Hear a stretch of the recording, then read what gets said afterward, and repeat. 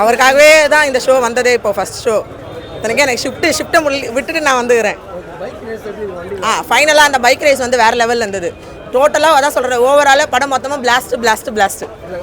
Starting பார்த்தீங்கன்னா நல்லா இன்ட்ரெஸ்டாக லவ் ஸ்டோரியே போச்சு. அதுக்கப்புறம் இன்டர்மிஷனுக்கு அப்புறம் தான் பார்த்தீங்கன்னா நல்லா சூப்பராக இருந்துச்சு. நோ மஜா, நான் அண்ணா அந்த மாதிரி ஓட்டுறேன். நான் 2 வருஷம் ஆச்சு அண்ணா அவர் மாரி ஆகணும் ஒரு ட்ரீம், ரைட் ஆகணும் ஒரு ட்ரீம். ஊராக போகுது அந்த மாதிரி நல்லா தான் இருக்குது. படம்லாம் எனக்கு பக்காவாக இருக்குது. இது வந்து இல்லாத வேலைலாம் தான் சொல்கிறேன். ஒரே ஒரு வீடியோ சொன்னார், இல்லாத வண்டியை கேஸ்லாம் போட்டு இதாக பண்ணி அதெல்லாம் தேவையில்லாத வேலை தான் ப்ரோ. அதெல்லாம் நிறைய பண்ணுறாரு. நல்லா இருக்கு. ஃபர்ஸ்ட் டைமாக ஹீரோ பண்ணினால நல்லா இருக்குது. இன்னமும் நிறையா படம் வரும் நான் பார்க்குறேன். நல்லா இருக்குது படம். பைக் சீன்லாம் நல்லா இருக்குது. எம்டி ராவ் தான் மெயின் சீனு.